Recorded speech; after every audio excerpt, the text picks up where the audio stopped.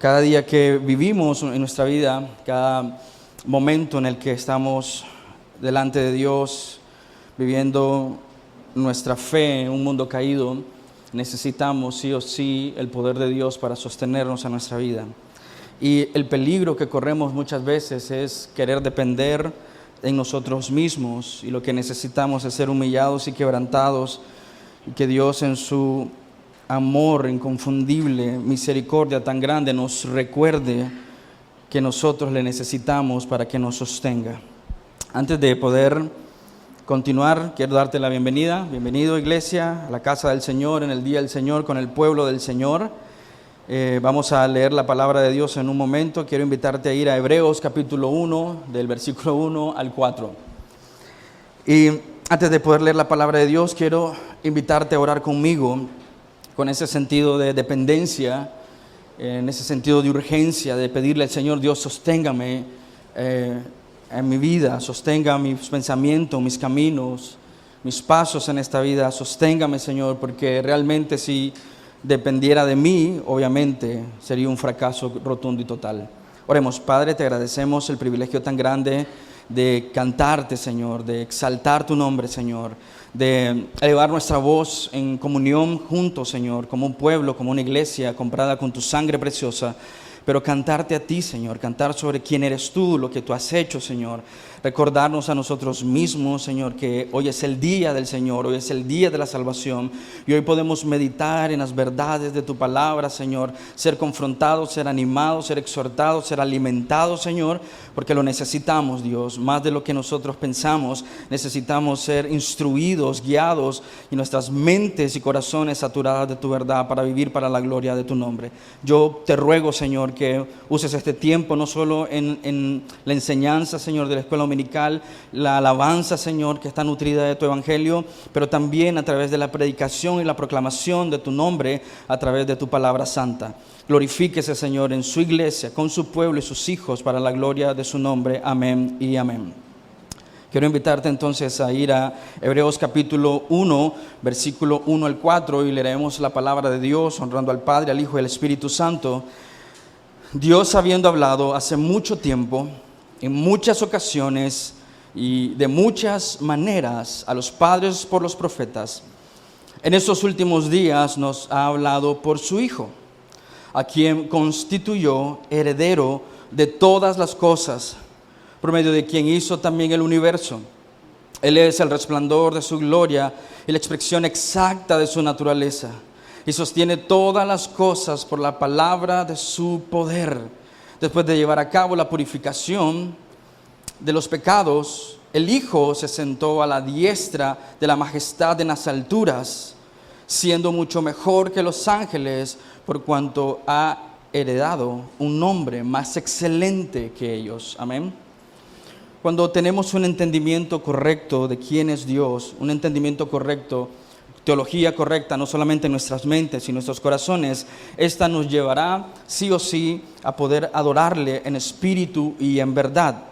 Conocer correctamente a Cristo nos llevará a adorarlo y querer conocerlo más, y por tanto hará en nuestras vidas un efecto de no solamente querer conocerle, pero querer adorarle más profundamente con nuestra mente, con nuestro ser y nuestro corazón. La semana pasada hablábamos de que entender correctamente los primeros 4 versículos de Hebreos nos ayudará a entender todo el libro.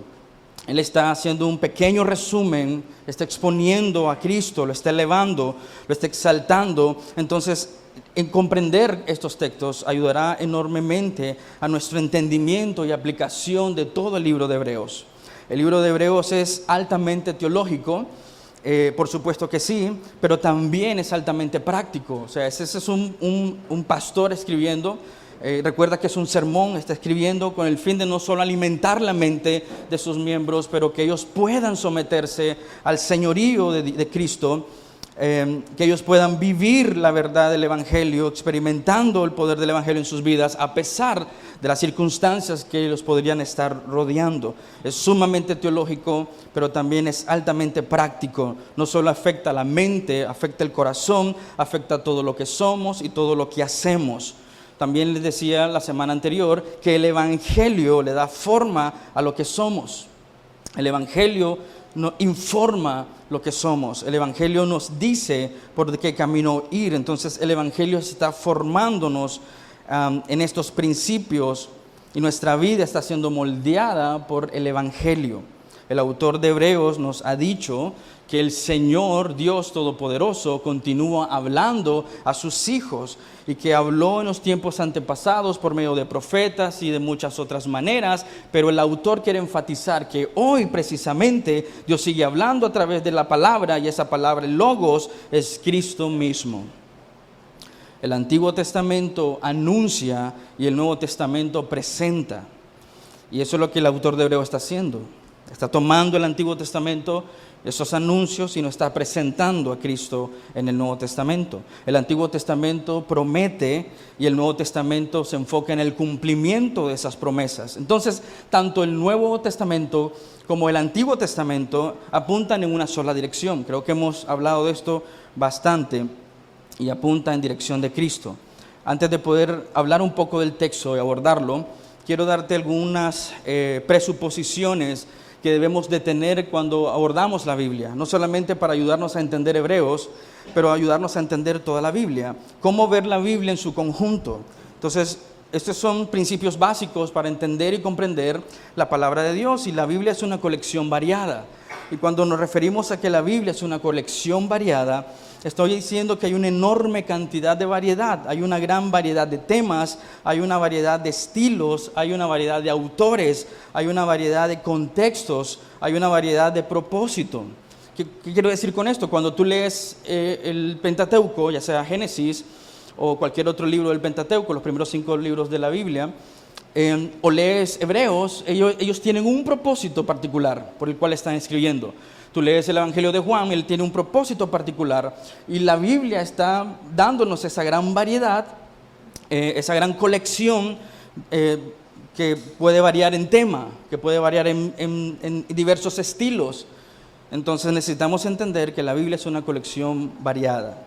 Número 2, la Biblia es una colección unificada, que sea variable y que haya diversidad en la Biblia no significa que la Biblia no esté unida, unificada. Aunque celebramos esa variedad de la Escritura, nosotros también celebramos la unidad de las Escrituras. Es decir, piensa por un momento, 40 autores escribiendo en diversos contextos, en diferentes épocas, alrededor de 1500 años se tomó para escribirse todas las Escrituras. Es un gran número de personajes, un gran número de historias, un gran número de escenarios, una gran variedad, pero celebramos que la Escritura tiene una unidad obvia. Toda la Escritura está hablando acerca de esa unidad, desde Génesis hasta Apocalipsis.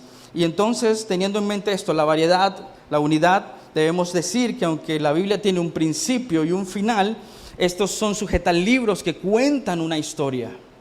Esa es la historia del Señor Jesucristo. ¿Sí? Hay un hilo conductor en todas las Escrituras.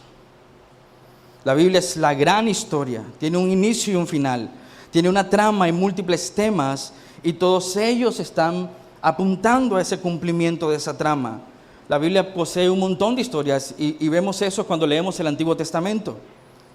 Historias que son contadas en su contexto, son historias bíblicas, pero toda la Biblia está contando una sola historia, la historia de Dios, hecho hombre, para salvar a un pueblo que no podía salvarse por sus propias fuerzas. Esa es la historia que celebramos cada domingo que abrimos nuestra Escritura, que abrimos la palabra de Dios, venimos a ella, aún con esa diversidad de autores, aún con esa diversidad de estilos. Ellos están apuntando en una sola dirección, están contando la gran historia. Por eso les decía, no podemos venir al Antiguo Testamento y pensar que el Antiguo Testamento está refiriéndose a nosotros y tomar el lugar de un personaje bíblico pensando que está hablando acerca de nosotros. Claro que sí, la Biblia nos habla a nosotros, pero principalmente le habló a un contexto, y ese contexto aplicado a nuestro contexto es cuando se aplica la teología a nuestras vidas y podemos volverla práctica a nuestros corazones. ¿Sabes? Esto de que Dios habla nos enseña que Dios es un gran comunicador. Las historias son una gran forma de comunicar. Y Dios es un excelente comunicador. Por eso el autor de Hebreos nos está recordando que Dios ha hablado y continúa hablando por medio de su Hijo Jesucristo. Por lo tanto, tanto el Nuevo Testamento como el Antiguo Testamento está hablando sobre esa historia de redención, sobre Cristo, su nacimiento, su encarnación, su venida, su persona, su obra, su ministerio, su crucifixión, su resurrección, su ascensión y su regreso. No puedes sacar al personaje principal de la historia.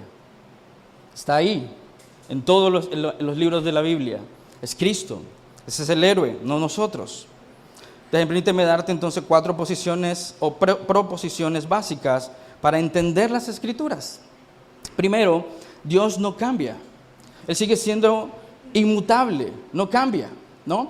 Quizás tenemos esa premisa mal infundada, un error o quizás mal aprendizaje, porque pensamos que el Dios del Antiguo Testamento es muy distinto al Dios del Nuevo Testamento, ¿no? Pensamos de que Dios actuó de manera diferente entre los testamentos y Dios no cambia. Y cuando tú vienes a la Biblia, tú vas a encontrar al Dios. Y quizás nos abruma el hecho de ver al Dios en su santidad, pero Cristo sigue siendo santo también. Y olvidamos eso, que Dios no cambia. Dios es el mismo tanto en el Antiguo Testamento como en el Nuevo Testamento. El carácter y los propósitos de Dios son los mismos, no cambian. En el Antiguo Testamento vemos el admirable amor y gracia de Dios que vemos también en el Nuevo Testamento. En el Nuevo Testamento vemos la estremecedora ira y juicio de Dios que también vemos en el Antiguo Testamento. Entonces, cuando venimos a la Escritura, Dios no cambia. Es inmutable. Lo segundo que debes recordarte cuando vienes a la Escritura es que no solamente Dios no cambia, sino que también Dios fue quien inspiró las Escrituras. Usó 40 autores aproximadamente, pero fue Él quien inspiró las Escrituras. Entonces, cuando vienes a las Escrituras, aquellos pasajes difíciles que quizás no logramos entender, debemos recordar, Dios inspiró esta palabra. O cuando leemos aquellos textos que quizás son un poco más sencillos para nosotros, debemos recordar, siguen siendo palabra inspirada de Dios. Incluso las genealogías siguen siendo palabra inspirada de Dios. Es la palabra de Dios. Dios no cambia, Dios inspiró las Escrituras y podemos ver eso en 2 de Pedro 1, 20, 21. Pero ante todo sepan esto, que ninguna profecía de las Escrituras es asunto de interpretación personal, pues ninguna profecía fue dada jamás por acto de voluntad humana, sino que hombres inspirados por el Espíritu Santo hablaron de parte de Dios. Es la palabra de Dios. Por eso tenemos que leerla con total reverencia, ¿no? Es la palabra de Dios, es la voz de Dios, es el consejo de Dios, es la voluntad de Dios, es el mensaje de Dios, no el nuestro. Dios no cambia, Dios inspira las Escrituras. Eso nos lleva a pensar que las Escrituras es, por lo tanto, la palabra de Dios.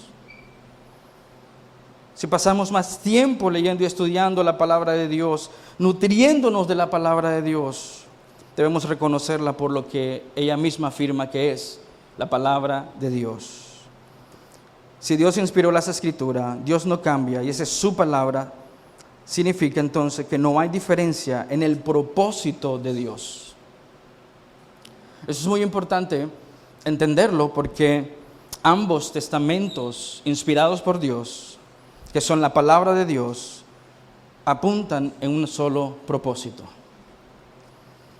Es decir, que el Antiguo Testamento proclama una promesa y el Nuevo Testamento afirma su cumplimiento.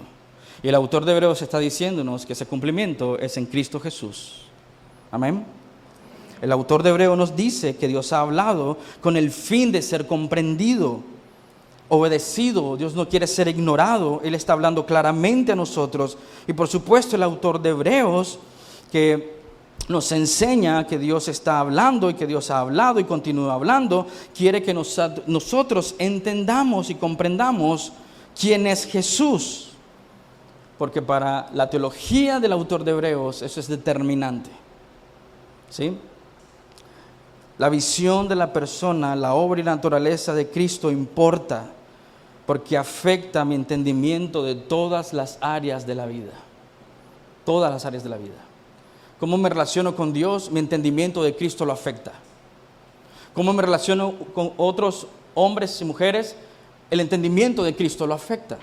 Cómo entiendo la iglesia, el entendimiento de Cristo lo afecta. Cómo me entiendo a mí como hombre o un ser o una criatura pecadora, la forma en cómo veo a Cristo lo afecta. Entonces, el autor de Hebreos quiere exponer a Cristo. Está uniendo las Escrituras. Él sabe que fueron inspiradas por Dios. Y nos está diciendo y nos está empujando en una dirección. Él quiere que entendamos quién es Cristo, pero que podamos comprenderle de corazón. No solamente en la mente. La visión del autor de Hebreos sobre Cristo debe impactar nuestra visión de la vida. Mi visión de la persona, la obra, la naturaleza de Cristo importa porque ésta afectará todas las áreas de mi vida. ¿Recuerdas Mateo 16, versículo 13 al 17? Cuando Jesús llegó, dice, a la región de Cesarea de Filipo, le preguntó a sus discípulos, ¿quién dicen los hombres que es el Hijo del Hombre? Y ellos respondieron, unos Juan el Bautista, otros Elías, pero otros Jeremías, a otros algunos los profetas. Y Jesús le pregunta a sus discípulos, ¿y ustedes quién dicen que soy yo? Una pregunta importante y la respuesta también lo es, ¿no? Si te preguntara a ti quién es Jesús, ¿cuál sería tu respuesta? ¿Quién dices tú que es Jesús? Jesús le pregunta entonces a sus discípulos, ¿quién dice que soy yo? Y Simón Pedro respondió, tú eres el Cristo, el Hijo del Dios viviente. La respuesta a la respuesta de Pedro, bienaventurado eres Simón, hijo de Jonás, porque esto no te lo reveló carne ni sangre, sino mi Padre que está en los cielos. Entonces mi pregunta para ti es, ¿quién es Jesús? Esto va a cambiar la forma en cómo el entendimiento correcto de Cristo cambiará la forma en cómo vivimos. Afectará nuestras relaciones, afectará la forma en cómo conocemos a Dios, cómo abordamos las Escrituras. El autor de Hebreos no quiere impresionarte con su teología, aunque por supuesto hay gran destreza teológica en este libro. Pero ciertamente lo que él quiere hacer es que hagamos práctico el conocimiento para la gloria del nombre que está sobre todo nombre. Piensa por un momento en el contexto. ¿Por qué el autor de Hebreos escogería estos 4 versículos de entrada para una iglesia que está siendo perseguida posiblemente? Están temiendo por su vida, están corriendo, son temerosos, están dudando de su fe, están luchando en su interior, como posiblemente muchos de nosotros quizás estemos hoy luchando con dudas acerca del carácter de Dios. El autor de Hebreos inicia para calmar sus corazones apuntando hacia Cristo. Pero piensa por un momento, ¿por qué el autor de Hebreos quiere hacer esto? Dios quiere que su pueblo y sus hijos perseveren en la fe, avancen en la fe, que maduren en la fe, que contemplen la hermosura de Cristo por quien es Él.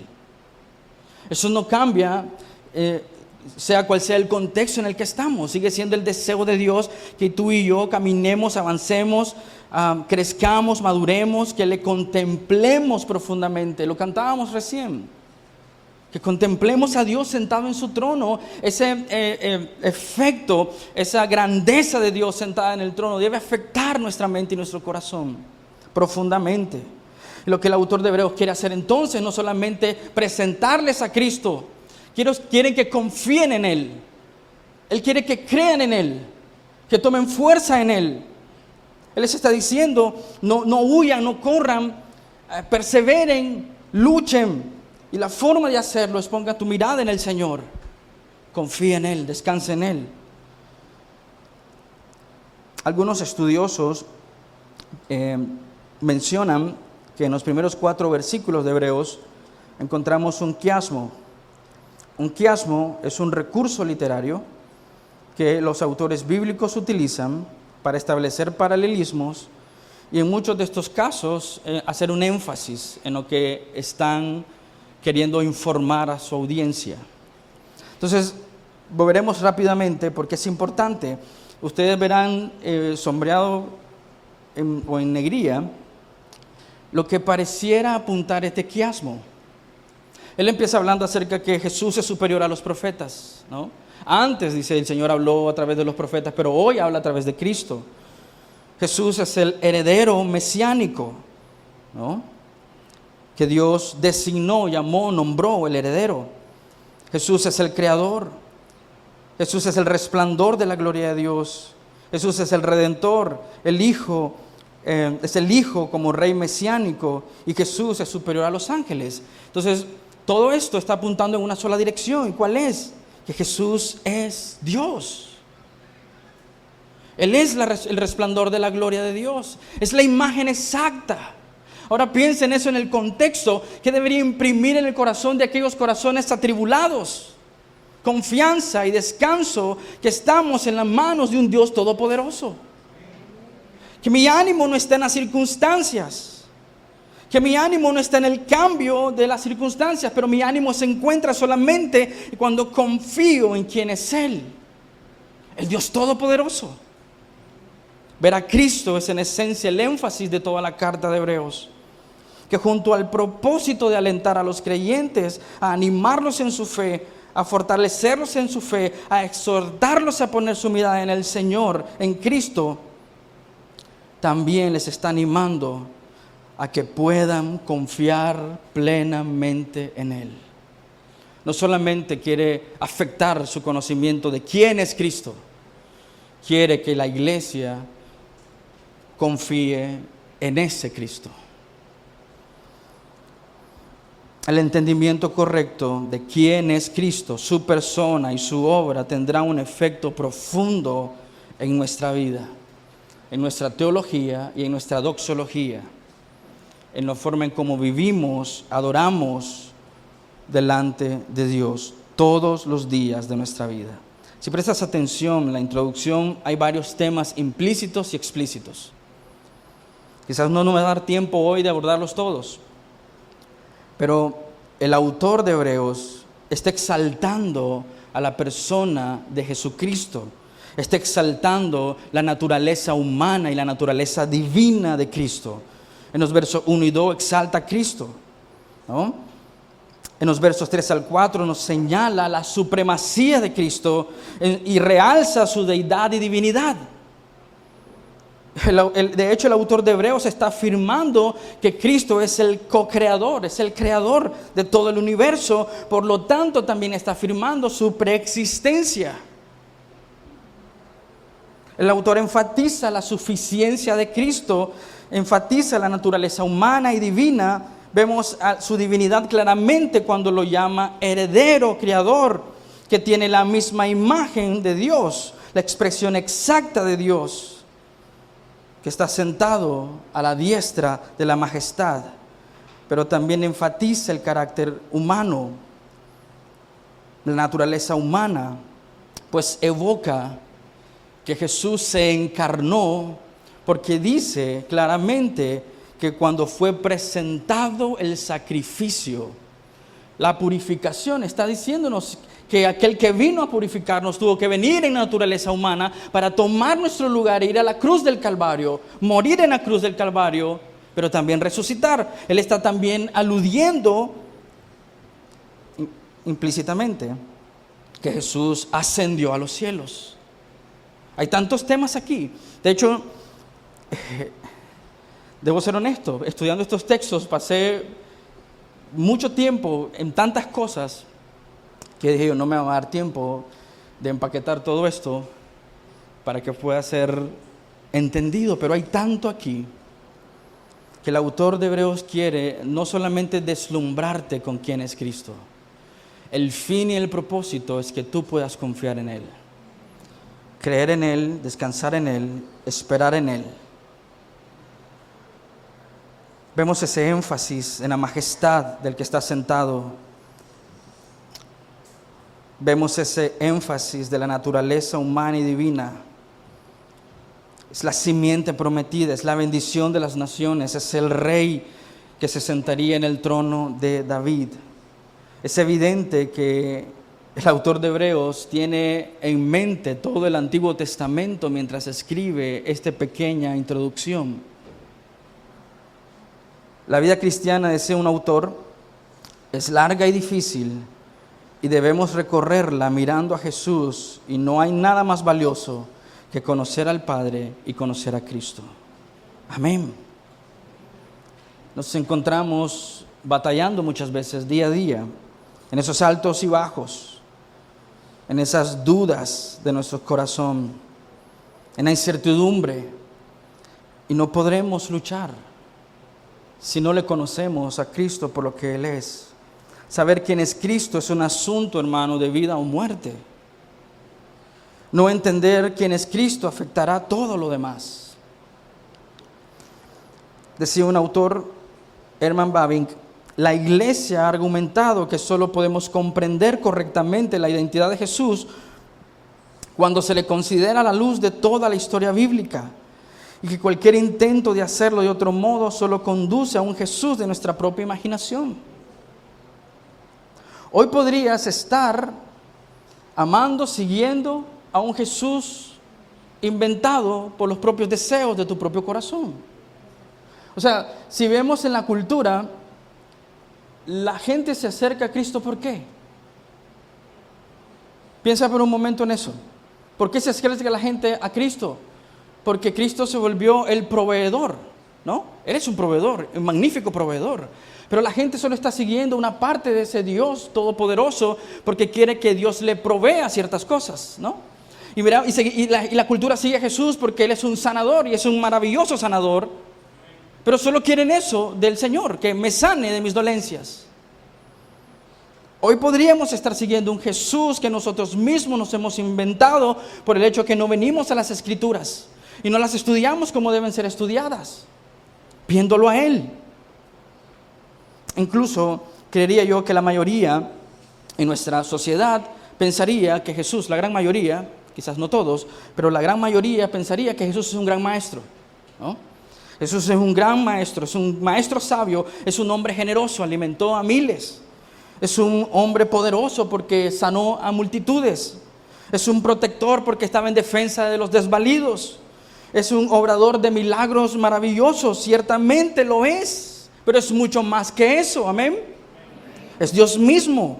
Y el autor de Hebreo está convencido de ello y quiere que nosotros le conozcamos por quién es Él.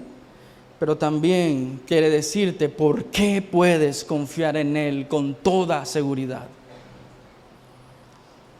Quiere que sepamos quién es Él, pero quiere que confíes en Él. Y por eso te lo presenta de esta manera. Veamos Hebreos 1:2. ¿Quién es Jesús, hermanos? ¿Y por qué puedo confiar en Él? En los últimos días nos ha hablado por su Hijo, a quien constituyó heredero de todas las cosas, por medio de quien hizo también el universo. Como he mencionado, el autor de Hebreos está elevando a la persona de Cristo, está adorándolo, exaltándolo por encima de todo. Y este versículo nos está diciendo que Jesús es el heredero de todo y el creador de todo. Me parecía curiosa la forma en cómo el autor de Hebreos, que es un genio escribiendo, pero me llamaba poderosamente me causaba curiosidad realmente. ¿Por qué pone que Dios lo constituye heredero y seguido de ello pone Él es el creador? Quizás el autor de Hebreos está empujándonos a examinar, ¿no?, que como creador tú y yo le pertenecemos, ¿sí? Entonces me llamó la atención porque Dios quiere enfatizar que Jesús fue designado heredero por encima de creador.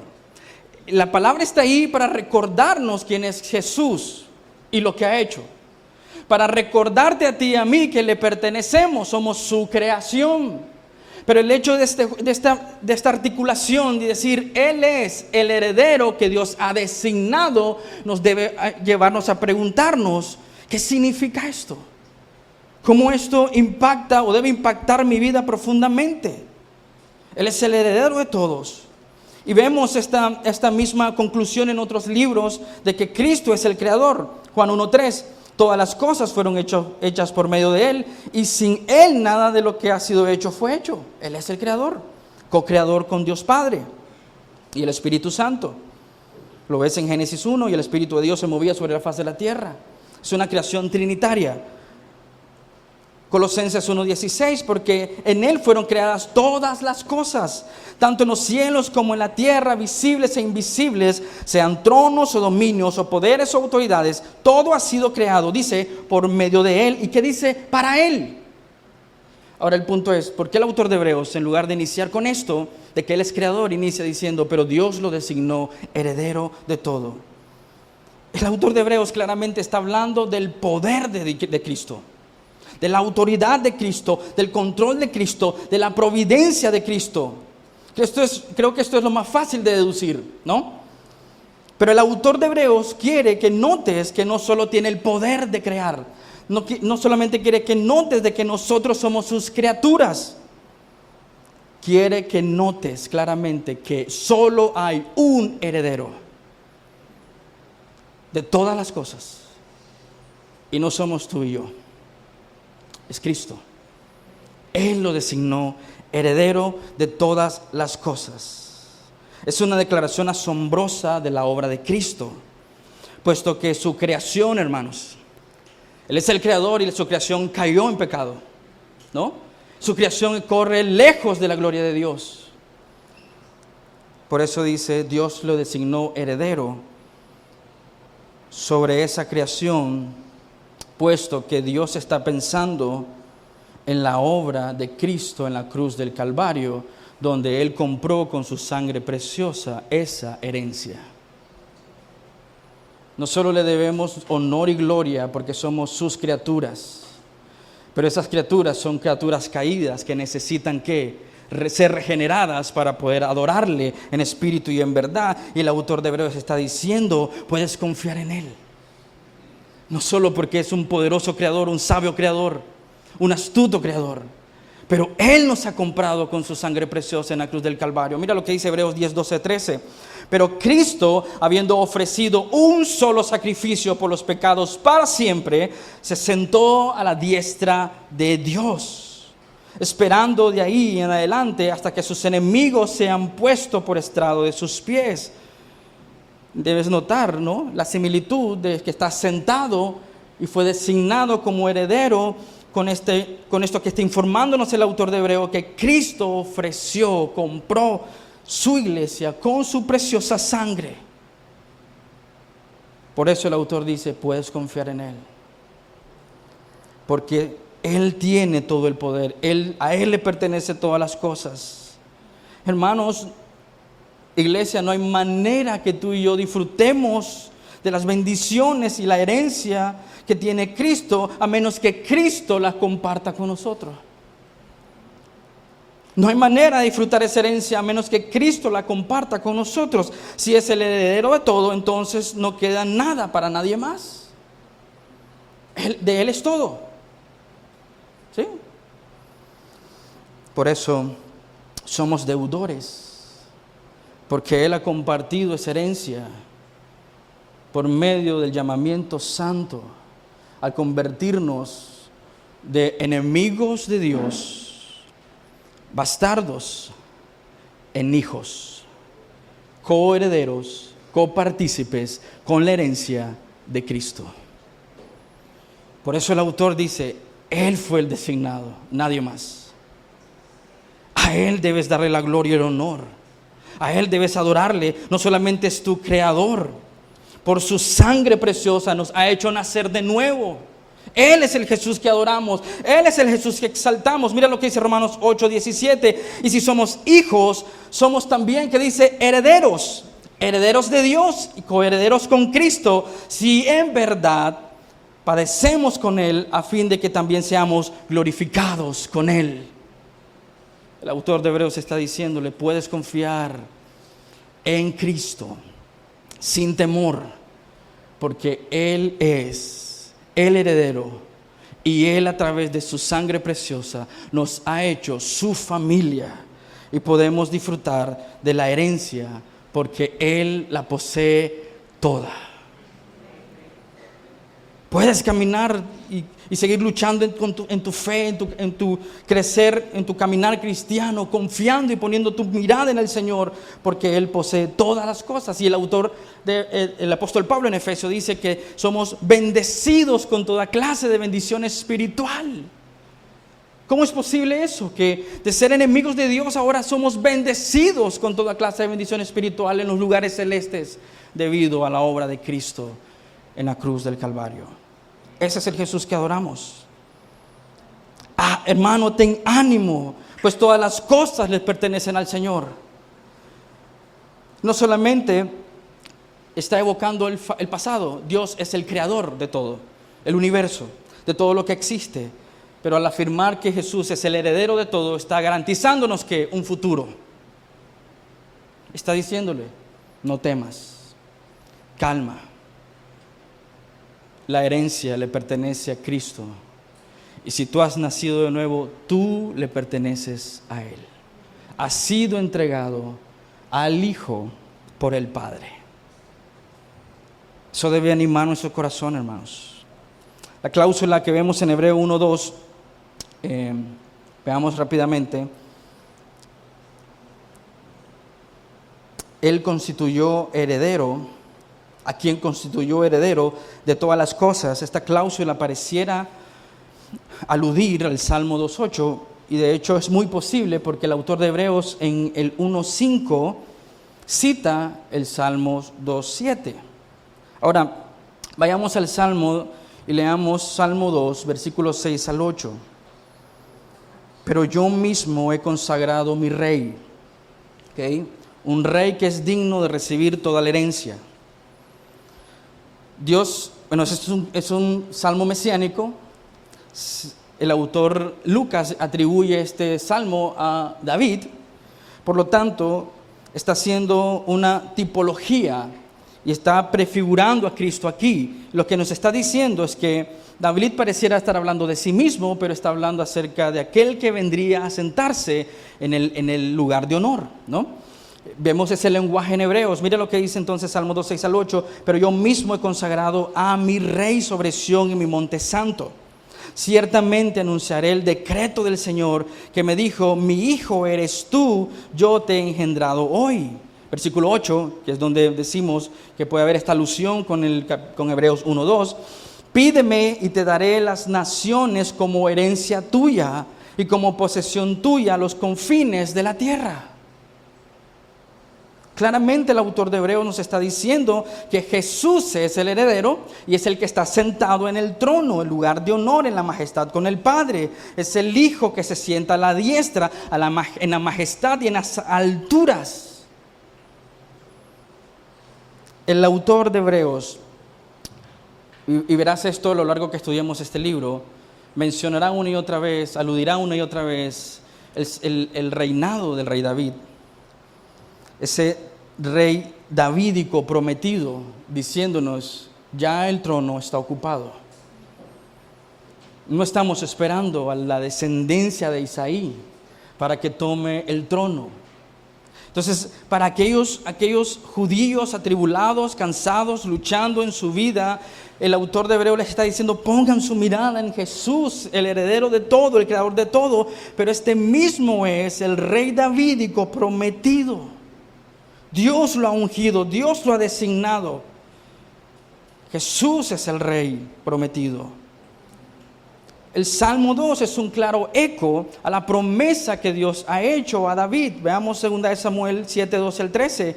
Cuando tus días se cumplan y repose con tus padres, levantaré a tu descendiente después de ti, el cual saldrá de tus entrañas y establecerá su reino. Él edificará casa a mi nombre y yo estableceré el trono de su reino para siempre.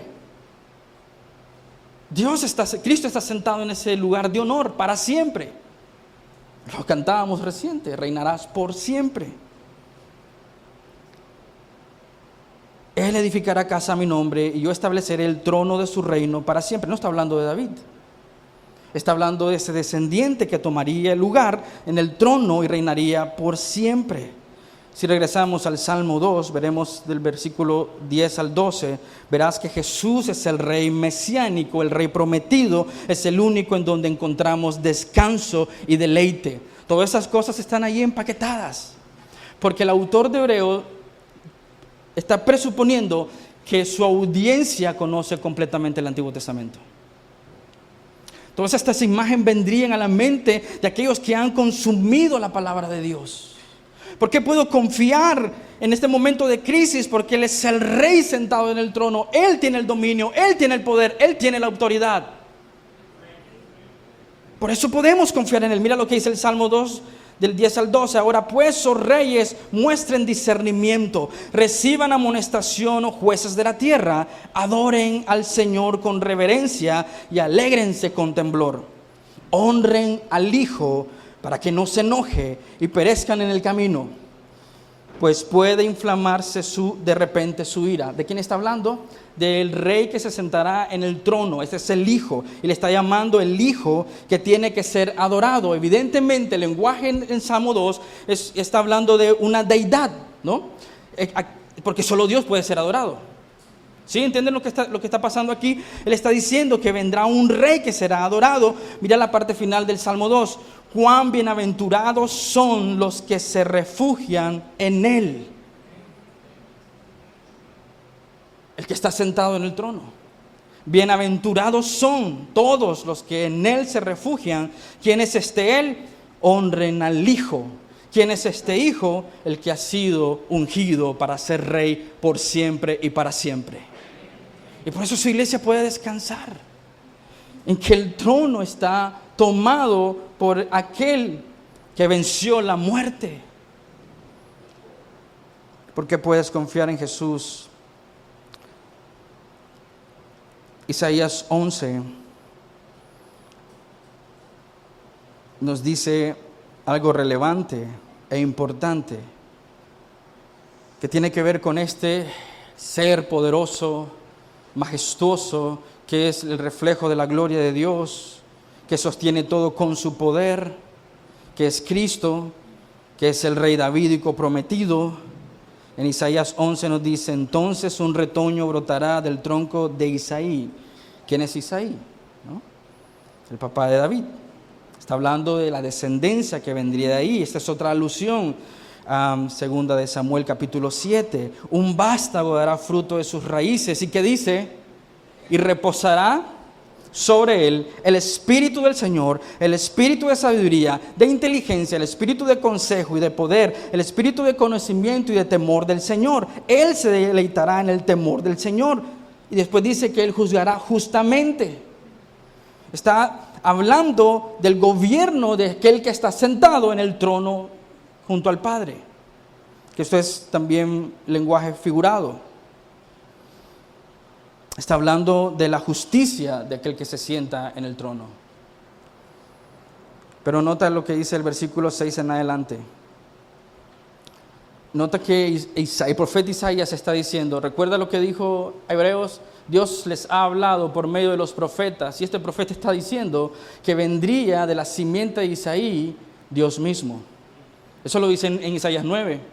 ¿No? Y le llamarán a su nombre admirable, consejero, Dios fuerte, Padre eterno, príncipe de paz. Una referencia a Jesús. Y le pondrán por nombre Emmanuel, que dice, significa Dios con nosotros. Hablando sobre quién, sobre Jesús. Y el autor dice, escuchen a los profetas, porque ellos hablaron de Cristo. Nota el versículo 6, el lobo morará con el cordero y el leopardo se echará con el cabrito, el becerro, el leoncillo y el animal doméstico andarán juntos y un niño los conducirá. La vaca con la osa pastarán, sus crías se echarán juntas y el león como el buey comerán paja. Y el niño de pecho jugará junto a la cueva de la cobra y el niño destetado extenderá su mano sobre la guarida de la cobra. Entonces usted dice, se oye raro, se oye loco, eso no pasaría. Pone una vaca y un león en el mismo lugar y te cuento otra historia. Pero ¿qué está diciendo Isaías aquí? Aquel que se sentaría en el trono de Dios, como el rey de Dios, el ungido de Dios, en el que reposa el espíritu de Él, el heredero de todas las cosas, el creador de todas las cosas, es el único que puede revertir el efecto de la caída en Génesis 3:15.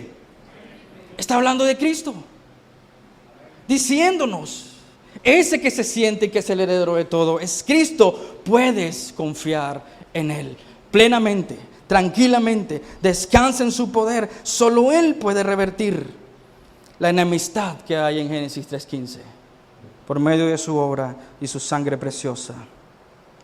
Hasta este punto el autor nos ha dicho que Jesús es el profeta de Dios. Nos ha dicho que Jesús es el Rey de Dios, que gobierna y reina para siempre. Pero también nos dirá que es el sacerdote de Dios que purifica a sus hijos. Mira lo que dice Hebreos 1:3. Después de llevar a cabo la purificación de los pecados, el Hijo se sentó a la diestra de la majestad en las alturas. El hecho que el autor de Hebreos menciona la purificación de los pecados nos debe hacer recordar el sistema de purificación levítico. Recuerda, en la mente del autor de Hebreos está todo el Antiguo Testamento. Y cuando él menciona la purificación, por supuesto está hablando de aquello que se ofrecía por el pecado. Está hablando del sistema levítico, las ofrendas, la purificación de los pecados. Y el hecho que mencione que el Señor Jesús está sentado, algo que ningún sumo sacerdote pudo hacer. La forma del autor de Hebreos de explicarnos esto es bastante salvaje, porque menciona la purificación y menciona que el Señor Jesús, después de haber purificado a sus hijos, se sentó. No encontrarás ningún texto bíblico donde se afirme que un sumo sacerdote en el sistema levítico pudo sentarse. No existe ese mueble en el templo para que puedan sentarse y ver lo que han hecho.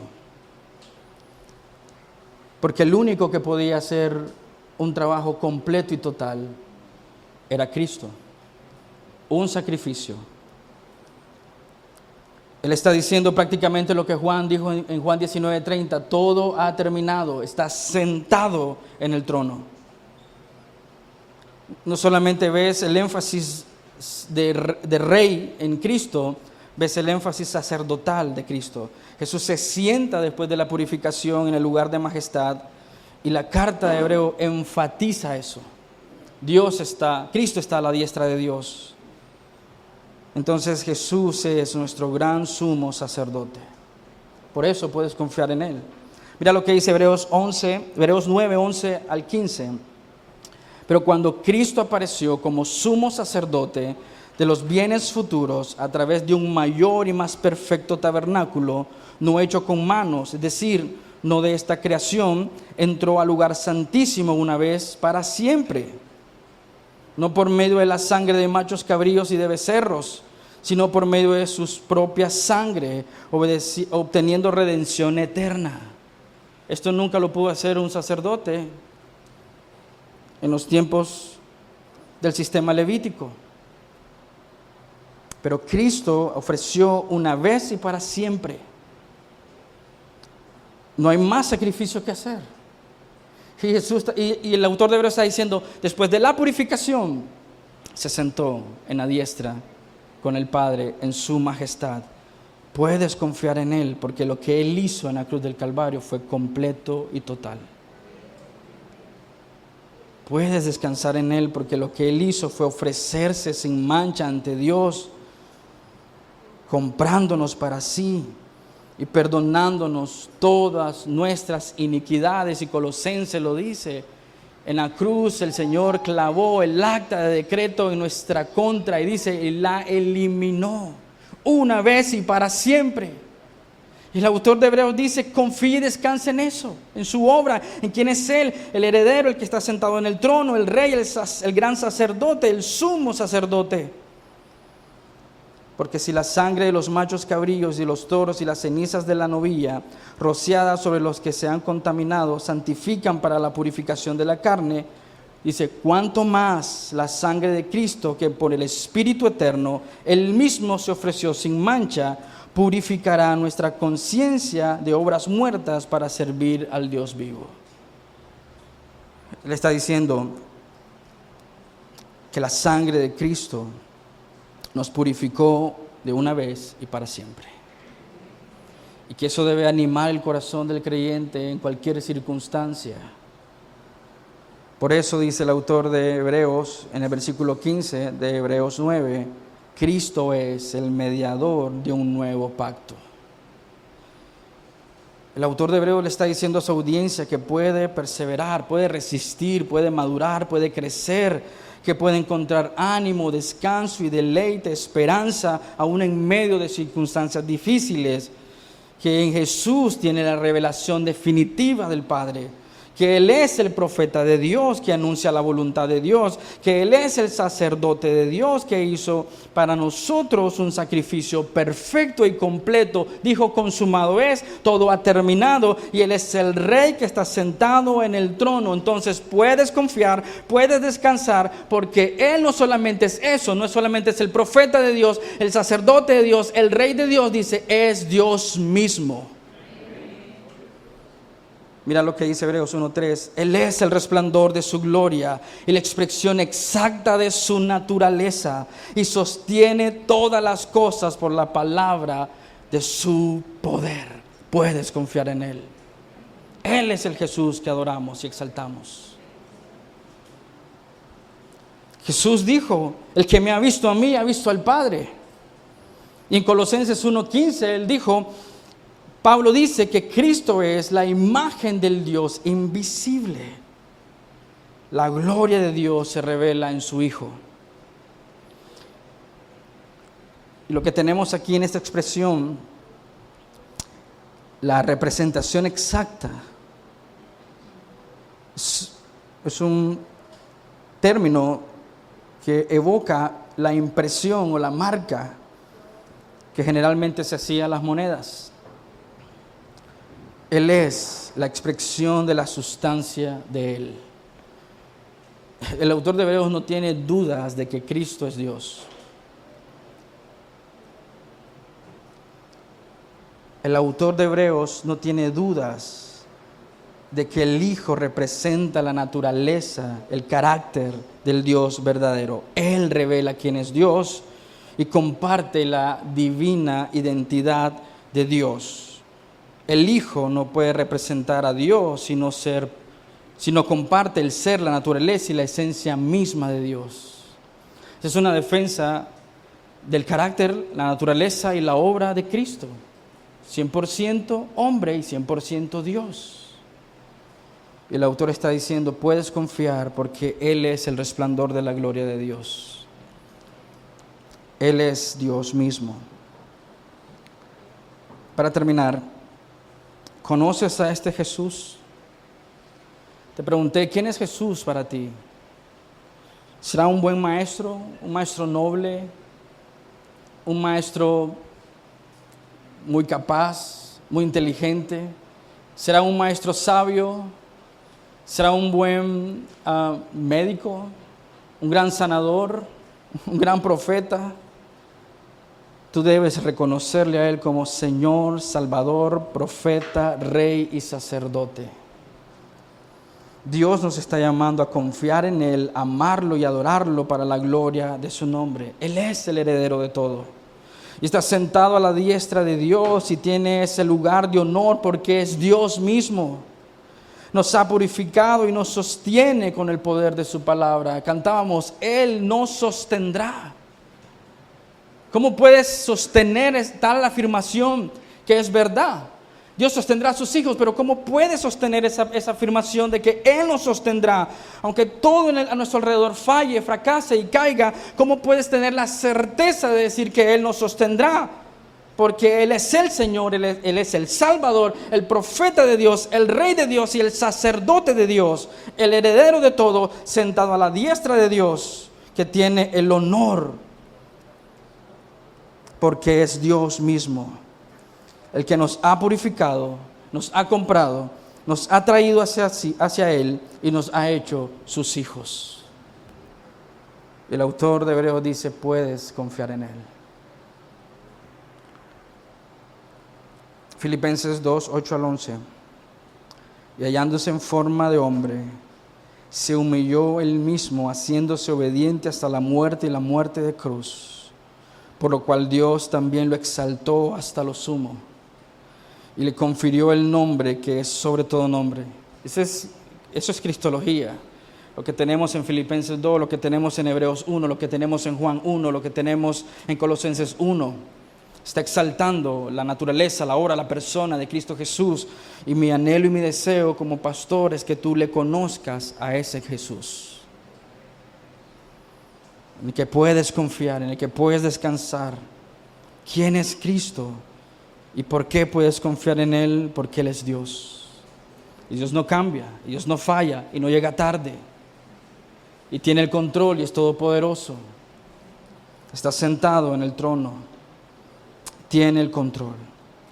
Para que en el nombre, dice, versículo 9, por lo cual Dios también lo exaltó hasta lo sumo y le confirió el nombre que es sobre todo nombre. En Hebreos 1:4 nos dice que tiene un nombre superior a los ángeles. Le dio un nombre sobre todo nombre. ¿Para qué? ¿Cuál es el propósito de conocer a ese Cristo? De saber qué es lo que ha hecho y quién es Él. Dice el texto, para que en el nombre de Jesús se doble toda rodilla de los que están en los cielos y en la tierra y debajo de la tierra, y toda lengua confiese que Jesucristo es el Señor, para la gloria de Dios Padre.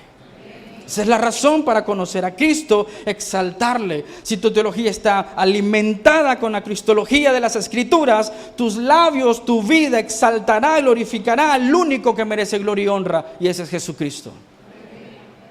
Por lo que Él es, por lo que ha hecho. Amén. Toda lengua se doblará, de los que están en el cielo y en la tierra, debajo de la tierra, y toda lengua confiese que Jesucristo es el Señor, para gloria a Dios Padre. ¿Esa es tu confesión? ¿Conoces realmente a este Jesús? Oremos. Padre, te agradecemos el privilegio tan grande de examinar tus palabras, Señor. Y es un hecho, Dios, que hemos arañado la superficie de estos textos, Señor. Pero aún así, Señor, hemos sido abrumados con la grandeza de tu nombre. Cuán maravilloso es el Señor. Cuán magníficos son sus caminos, más altos que los nuestros. Cuán maravillosa es la obra de Dios. Cuán perfecta es la obra de Cristo en la cruz del Calvario. Señor, gracias por maravillarnos con tu poder y tu majestad, y de conocer a este Cristo glorioso, al heredero de todo, al creador, al que sostiene todas las cosas con el poder de su palabra, el que refleja tu carácter y tu naturaleza, al Dios mismo, al que exaltamos y adoramos con nuestros labios. Que nuestra vida pueda someterse a su señorío. Que nuestra vida gire en torno de quién es Él. Que te exaltemos a ti, Señor, por sobre todas las cosas. Que anhelemos y deseemos ver tu hermosura. Haznos ver, Señor, a Cristo y ser deslumbrado con su poder para vivir para la gloria de tu nombre. Gracias por hacernos este hermoso recordatorio de quién es Jesús, quién es Cristo y por qué podemos confiar plenamente, completamente en Él. Gracias, Dios, por tu amor y tu misericordia para con nosotros. En tu nombre oramos. Amén y amén. Dios los bendiga, hermanos, son amados.